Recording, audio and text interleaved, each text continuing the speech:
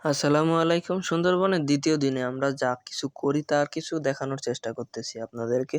তো সকালবেলা আমরা ৫:৩০ টার দিকে বের হয়ে যাই। বের হয়ে আমরা রওনা হই কটকা জামতলা সি বিচের উদ্দেশ্যে। তো সি বিচে যাওয়ার পথে এইখানে একটা পল্টন ছিল। পল্টনটা একটু নষ্ট হয়ে গিয়েছে। যার কারণে ওটাকে মেরামত করার জন্য নিয়ে গেছে।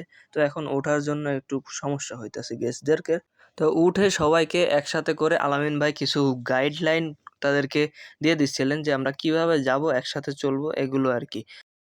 যখন শিকার করে গুপ্তভাবে লুকিয়ে শিকার করে তখন হচ্ছে এই ধরনের জায়গাগুলোকে প্রেফার করে।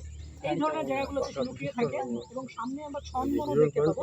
এই ছনমনরগুলোর মধ্যে লুকিয়ে থাকে। ছন যখন পেকে যায় তখন এরকম একটা ক্যামো তৈরি হয়। দরকার ছিল না। আলামিন ভাই সামনে থেকে গাইড করবেন এবং পেছনে গানম্যান সহ আমরা স্টাফ যারা থাকবো তারা আমাদের পেছনের গেস্টদেরকে গাইড করে নিয়ে যাবো বিচে।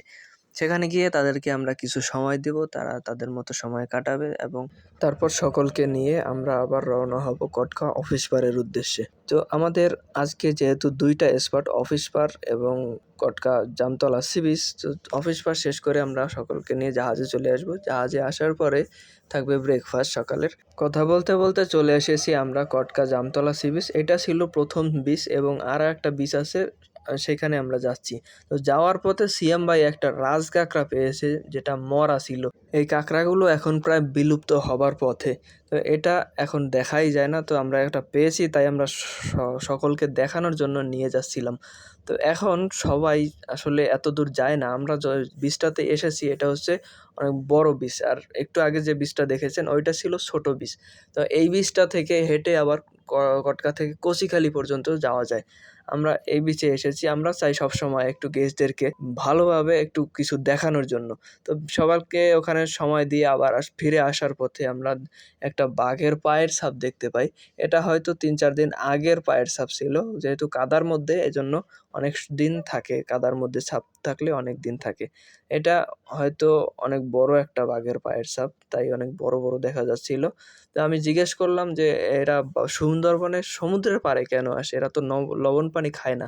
তো আমাদের ফরেস্ট গার্ড আমাদেরকে বলল যে বাঘ যখন চরে আসে মাঝে, মাঝে যদি কোনো মাছ মরে ভেসে আসে বা অন্য কোনো কিছু মরে ভেসে আসে, ওগুলো খাবার জন্য সমুদ্রের চরে আসে। এটার নাম হচ্ছে আমডাকুর। এটার ফুলটা অনেকটা সুন্দর এবং এর ঘ্রাণটাও অনেক সুন্দর লাগছে আমার কাছে। এটার একটা ফল হয় প্রায় আমের মতোই দেখতে। যার কারণেই হয়তো এটার নাম রাখা হয়েছে আমডাকুর গাছ। ফলটা আমি আপনাদেরকে একটু দেখানোর চেষ্টা করতেছি। এইটাই হচ্ছে সেই আমডাকুর ফল। আর ফুলটা মাশাআল্লাহ দেখেন কত সুন্দর ফুল। আমার কাছে তো অনেক ভালো লাগছে ফুলটা। এই যে ফুল এবং পাতা এর কোনোটাই আমি ছিঁড়িনি। এগুলো আগে যারা এসেছিল তারাই ফেলে রেখে গেছে। তো আপনাদেরকে অনুরোধ করব আপনারা কেউ ফুল পাতা ছিঁড়বেন না। তার কারণ হচ্ছে এগুলো যে একটা কষ থাকে, যেমন গেওয়া গাছের একটা কষ আছে, ওটা যদি আপনার চোখে বা হাতে লাগে আপনার মারাত্মক ক্ষতি হতে পারে। এজন্যই আমরা আগে বলি যে আপনারা কোনো গাছের পাতা বা ডাল ভাঙবেন না। আমরা চলে এসেছি কটকা অফিস পাড়।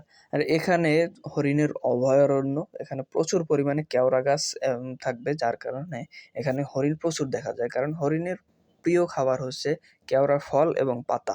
আমি এখানে যাচ্ছি না, তার কারণে আমি আপনাদেরকে দেখাতে পারছি না। তো আমি চলে এসেছি মাছ ধরতে।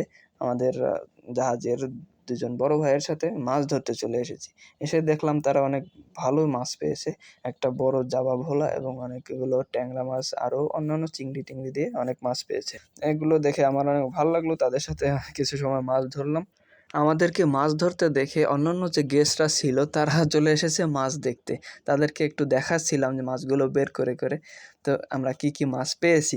তারা আমাদেরকে বলতেছিল ভাই মাছগুলো বিক্রি করেন। আমরা তো এই মাছগুলো খুঁজি পাই না। আমরা ঢাকা শহরেও কোথাও এগুলো মাছগুলো পাই না, এরকম তাজা মাছ। তো আমরা বললাম যে না ভাই, আমরা মাছ বিক্রি করি না। আসলে আমরা নিজেরাই শখ করে একটু মাছ ধরতে এসেছি। তো শখ করে এসে মাছ পেয়েছি। আমাদের ভালো লাগতেছে। আমরা বিক্রি করব না।